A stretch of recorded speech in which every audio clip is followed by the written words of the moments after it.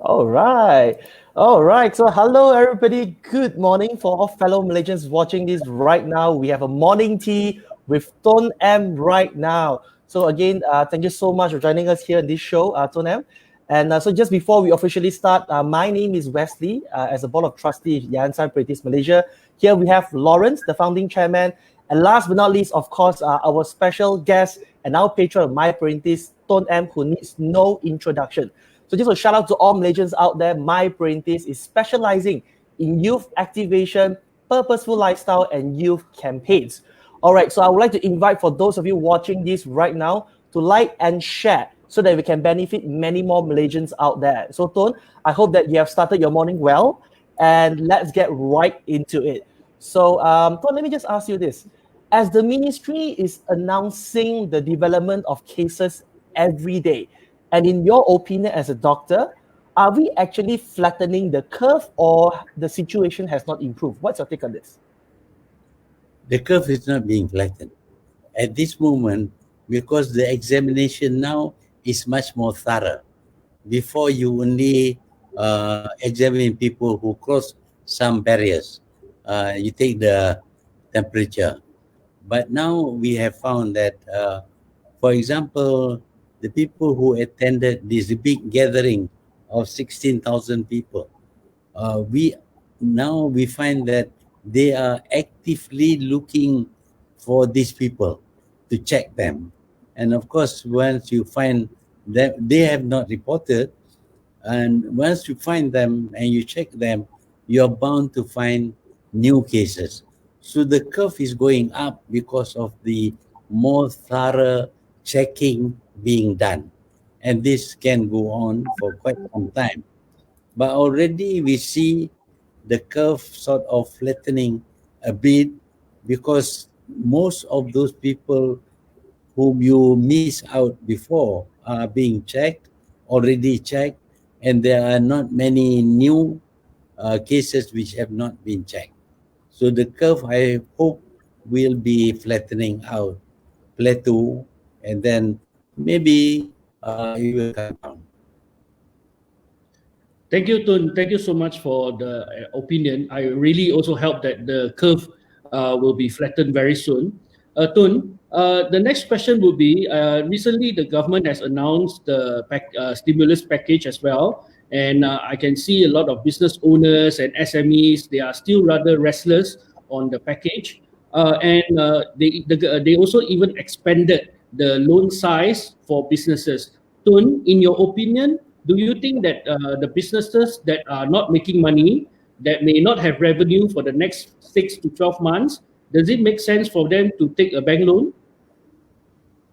Well, that is one way of adding to the income that they have. But as far as possible, they should look for other ways of making money for themselves. For example, they cannot open their shops, so they have to work at home. By Yes. working at home is different from working in the shop. They Yes. must think of something they can do at home that can earn them money. For Yes. example, they can produce some food, they can also produce some products, some carvings or something like that. Part of their hobbies can be examined to find out whether the hobbies can be turned into a business.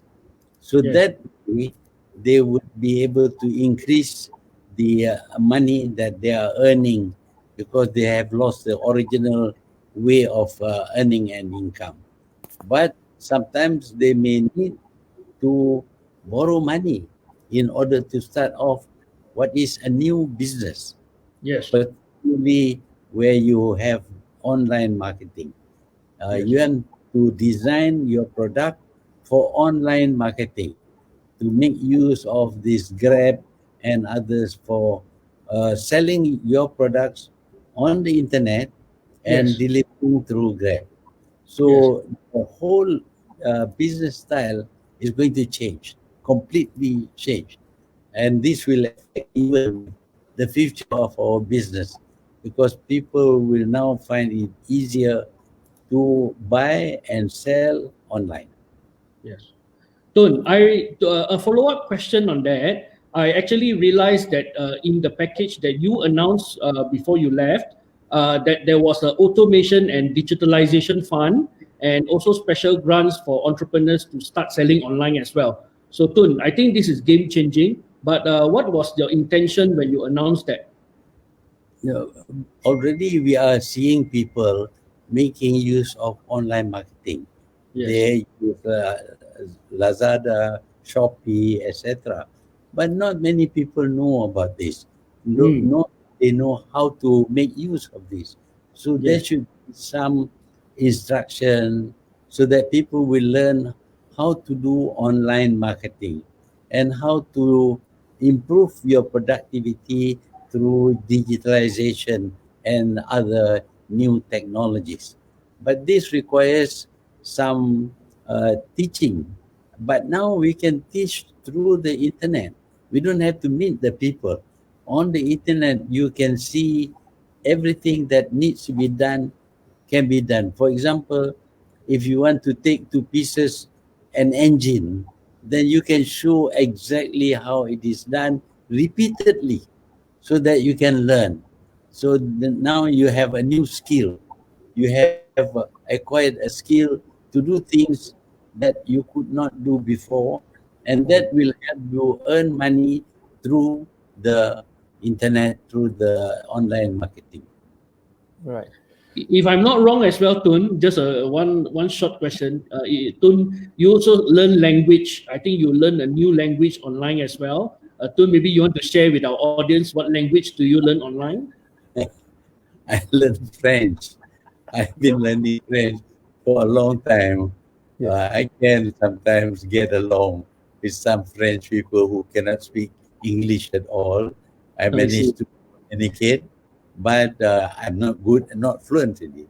But Right. actually, you can be very fluent if you use this system of teaching using the cassette or a disc or even thumb drive.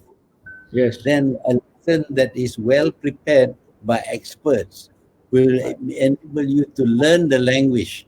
And the best thing about this system is that you can repeat.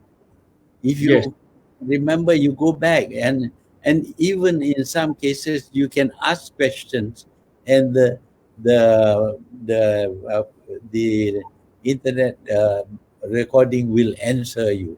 So this is a very easy way of learning English from experts, not from people who are not so good in the language. I believe that this should be universal. All schools should adopt this system because we don't have enough teachers who are very fluent. So Yes. we use a very good teacher, record his lessons, and then use it on the screen in every classroom. And you can then hear words being spoken, words being read, and things like that. And you can do it repeatedly. So that means that your access to good teaching by good teachers is much better through online teaching than if you are to do it depending upon your classroom teacher, who may in some cases not be so good. Right. And Ton, just want to ask a follow-up from there, right? So we have talked a lot about the importance of digitalization. Now, what's your take? When do you think will be the right time for business to initiate this change of digitalization? Well, this is a process that must come quite slowly. In other words, people must learn first what is the meaning of digitalization and how it can be used for whatever it is that you are doing. Whatever business you are doing, the application may be quite different from others. So we must have people to teach people how to do these things. On their own, they cannot. But if they are taught by experts, we have a lot in Malaysia, young people who are very good in this. They must tell people step by step how to digitalize. And that once you do that, then of course the application would begin to spread among people, and each one of them will be much more knowledgeable so that they can use digitalization as much as we can use uh, letters and words found in your instruction. Thank you, Tun. I think this is really something that businesses should start thinking of to actually digitalize their conventional business. Tun, I think looking at this current pandemic, I don't think only aviation and tourism is badly affected. Tun, in your opinion, what can the government do to help other sectors such as F&B, retail, education? What can they do separately and specifically to help different sectors? Yeah. One of the things that is very necessary now is delivery. You Yes. can produce things, but if you cannot deliver, then of course you cannot sell. So the delivery system like Grab as and others must be encouraged, and people must be well trained, including ensuring that they themselves do not get infected. So if you have a good delivery system, then you can market more. If you don't have a good delivery system, you may be producing something very good, but you cannot sell it to your customer. So delivery system is the key. Once you have that, then everybody who has any skill at all, cooking food or preparing something or repairing something. The other day I had to repair my watch. All the shops are closed. So Uh, if you have that skill from your own house, you can do it. So you can advertise service, what kind of service you can provide, and people will then go through the list in the internet information and find what is it that who to send whatever job that they have. So that way, without leaving your house, without going to the shop, you can actually increase your productivity because you going to the shop, you are limited to what is sold in the shop. But here you have the whole world providing you with what you want, and you can order anything and pay through the credit card, and the thing will be delivered to you, provided, of course, there is good delivery system. That is where cargo planes and all that are very important. The cargo industry must think about how to make full use of this. It should grow actually more than before because before you don't use the cargo plane that much. Now we can even bulky things can be sent by cargo plane. We see, for example, that China is exporting a lot of health product to other countries. That is new business. There was no business like that before. So there will be new business that takes advantage of the delivery system. Whatever you can produce, now you can market to a bigger market, not confined only to your own country or your own town, but to a much bigger international market.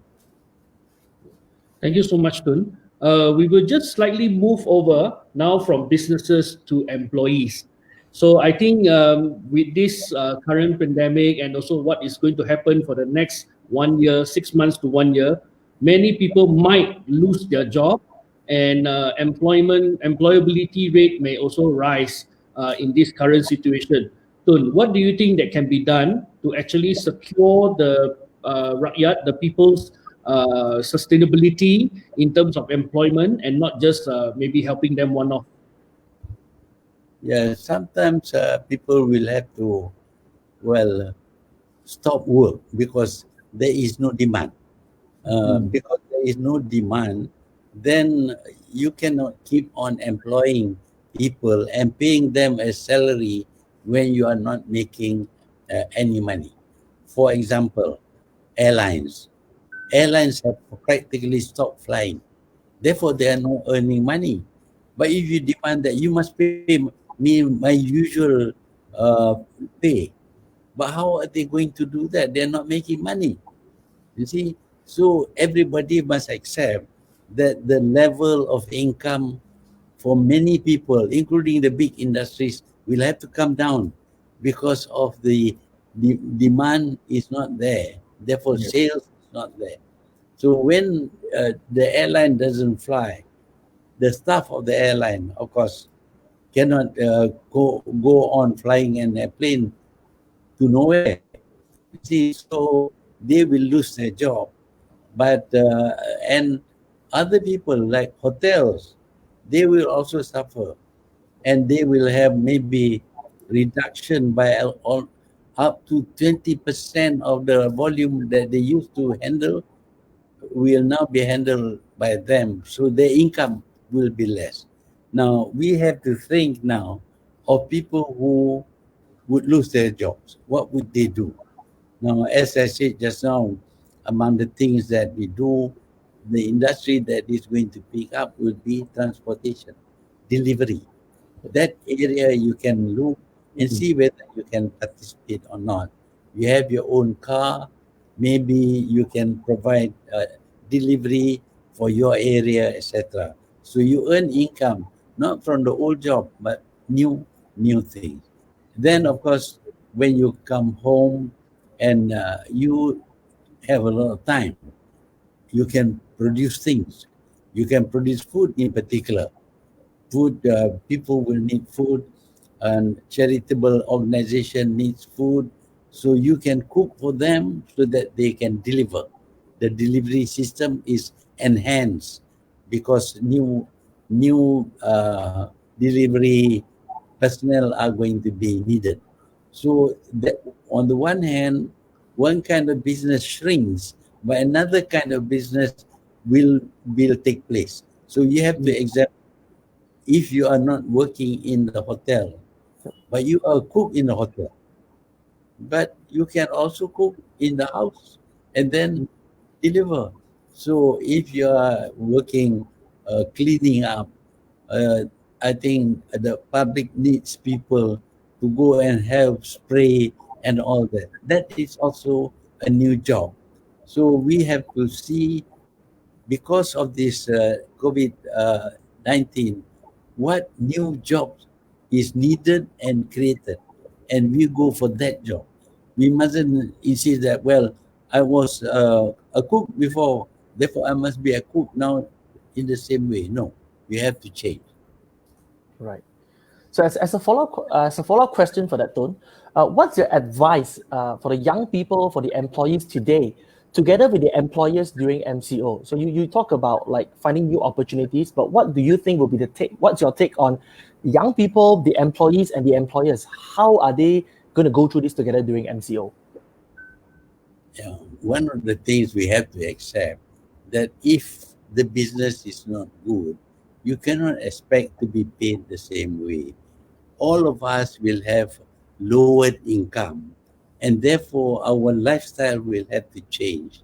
We cannot expect to have enjoy the same old lifestyle which costs money. So when you reduce your the kind of activities which cost money before, your need for pay would be less, and you could actually live on a lower pay. That means that you not only continue to have a decent life, but also your employer will not be strained by having to pay you the same pay. I Mm, noticed, for example, that footballers want to be paid the same pay, but they're not playing football. There is no people watching, paying money to take seats and all that to watch. So how can the company or the club pay them the same amount? We all must accept that our lifestyle must be reduced to cope with income which is less. We cannot enjoy the same kind of lifestyle. On the mm, other hand, we can see whether if we don't get this money, what can what else can we do to get earn for ourselves some money. But basically, I would say this, that the standard of living that we used to enjoy before, very high standard. You know, you want to wear nice dress, you want to go to parties, you want to go here and there. We'll have to cut off on that and reduce our expenditure. So we will need actually less money. But our level of our standard of living would be much lower. And if we are prepared to do that, I think we can overcome this epidemic much more faster. Yes, Tun. To continue on your comment on overcoming this difficult situation faster, based on your experience, Tun, I definitely I was born after you became PM for the first time. So we are so as young as we are. I think you have went through a lot of crises, several cycles of crisis, minor, major, international. How do you think this crisis is different? How is this crisis different? And how do you think businesses or Malaysians can take this crisis into opportunity? Well, in previous crises, we can still move around. We can do work and all that. We can actually continue to earn money. But here, you're prevented from doing work. And people are not contributing towards enriching the community. For example, if a person wants to go on a holiday, now he cannot go. When he can, he doesn't spend the money. So the airlines will fail. People working for airlines will have no money, etc. That was that before there was no restriction on your movement, but now this restriction on movement is very very important. Uh, virus diseases is infection. Cold, for example, is infection, infectious. But on the other hand, we don't have to keep a distance from them. Although it's better if you keep a distance from them, they may cough into your face. But here, you have to keep a distance from people. You have to wear masks. You cannot work in a crowd. All kinds of restriction. So this is different from previous epidemic. Previous epidemic, you still move around, you still do work. Maybe somebody will get some infection, but it's not always fatal. But here, you have a chance of at least 2 or 3% chance of dying because of the infection. So you have to be more strict. You must avoid getting infected. That is why isolation is very important. But isolation means you cannot do work, you cannot earn money. Therefore, your lifestyle this time has to change radically. Fortunately for us, we are living in the digital age. We have computers. We can communicate with everybody. We can, like this. So for example, three of us are talking as if we are in the same room. So we Yes. make use of this. Yes. You see, so if you want to have a conference, you can have 10 people under Zoom. You can talk and discussing as if you're sitting around a table.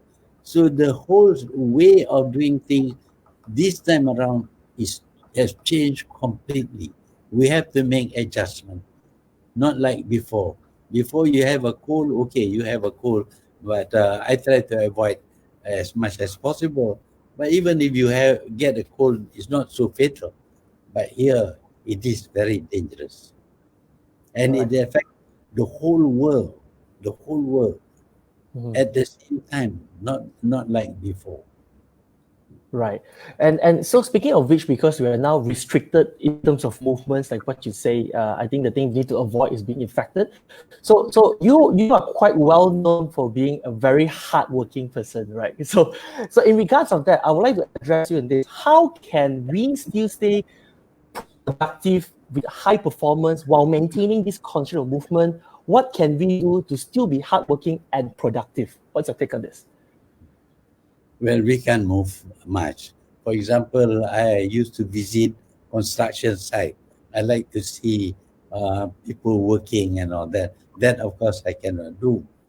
But if I really want to do, then I can have people taking pictures and I can watch. You see, so we still can continue with the inspection, provided we do it very properly, not exposing ourselves to infection. Then you can see what is happening around the country. We know what's happening around the world. And nowadays, the communication system is such that we can actually watch whatever is happening in the country if we want to. We can have cameras covering all this. So our information system is still intact. It's very good. In fact, much better than before. On the other hand, of course, visiting a site is not really necessary. If you have people focusing on the right, taking pictures, and you can actually talk to them, please take from this angle or that angle. So you are really doing the work, excepting you are not moving around. You yourself not moving around. So work can be done. And of course, you have more free time. And uh, in my case, when I go to office before, lots of people come to see me. You see, but nowadays, of course, they cannot come and see me. But where essential, they contact me. They want to talk on the line. I talk with them. I see members of my family. We talk to each other during Zoom, with Zoom and all that. So it is still. I'm still working. I'm writing. I'm reading, increasing my information. Right. Things that I had no time to read before, now I can. So you can still work as hard as before. All right, so that's a good perspective of still continue working while maintaining this control of movement. Okay, so perhaps we will take in a few questions. We probably can take in questions from here. Okay, so Ton, I have a question from somebody called Lee Mei, and her question is, can Ton please advise on rent-to-rent or homestay sector? Well, rent to rent, Or homestay. homestay Yes. sector.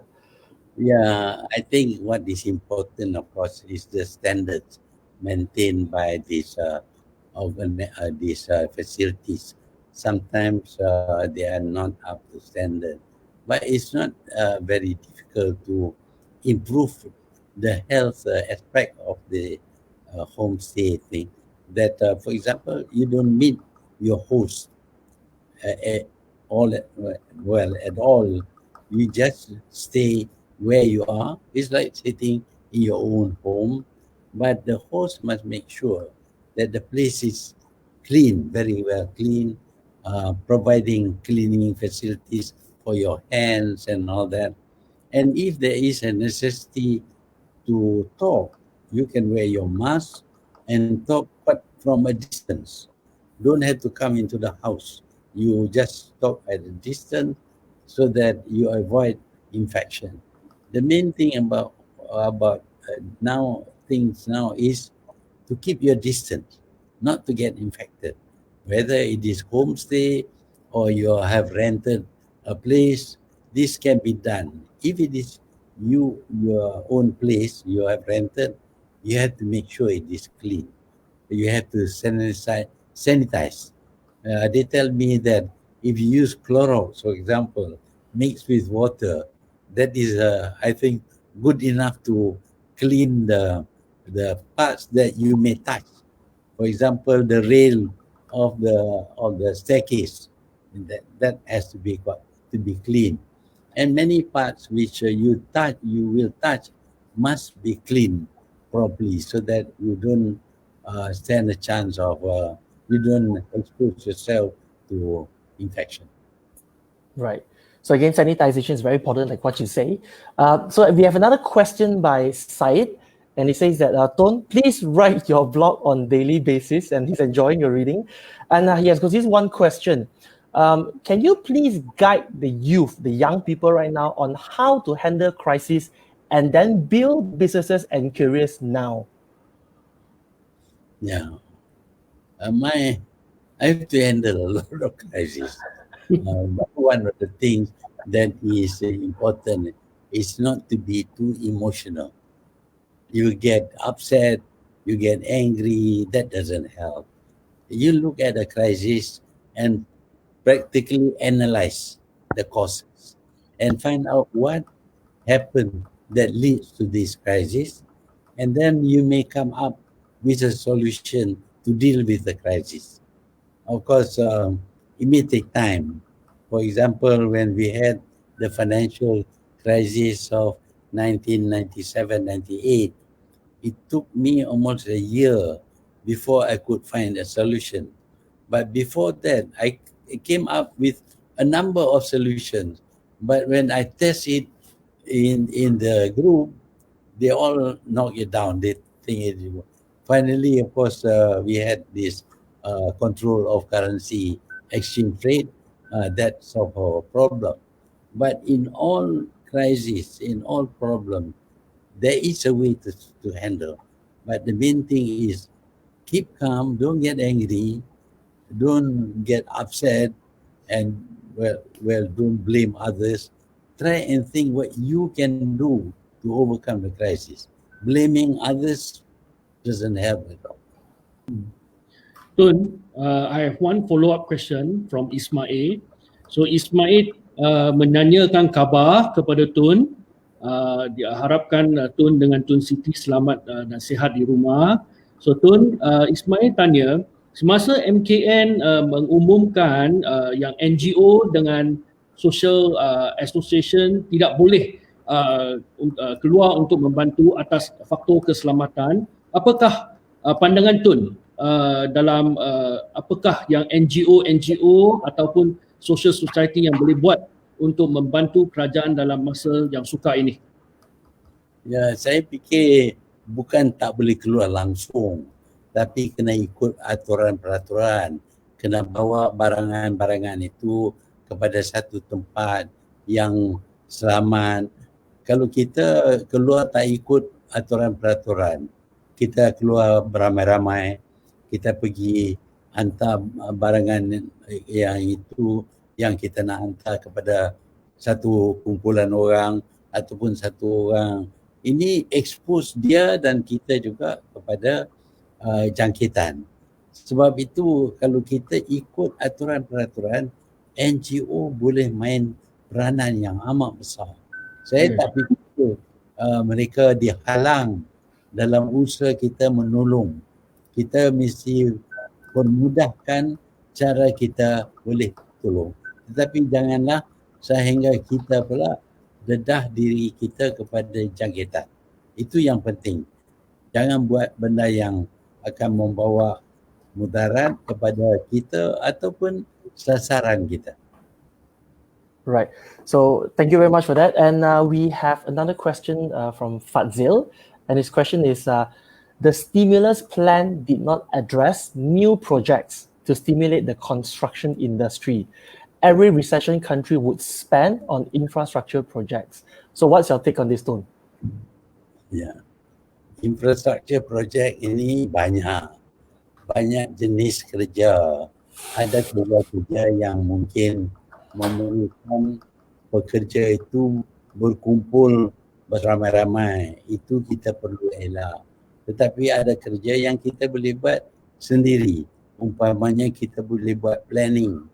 Itu kita boleh buat sendiri di rumah. Tak payahlah kita pergi. Dan kita juga boleh sekarang ini dapat khidmat daripada orang tertentu untuk membuat sesuatu kerja saja yang dia boleh buat. Umpamanya kita nak survey. Kita kena ada surveyor. Surveyor itu dia tahu tugas dia. Mungkin dia ada 1-2 orang pekerja. Itu dia boleh lakukan. Tapi dengan kebenaran, kerana nak survey dia kena keluar daripada rumah. Jadi dia nak survey, mestilah dalam keadaan yang tidak dedahkan dirinya kepada jangkitan coronavirus ini. Jadi ada kerja-kerja yang boleh dibuat, ada kerja yang tak boleh dibuat, yang perlu ditangguhkan. Jadi dengan cara itu, sebahagian daripada kerja construction ataupun kontrak ini boleh dilakukan walaupun semasa kita berada dalam movement control order ini.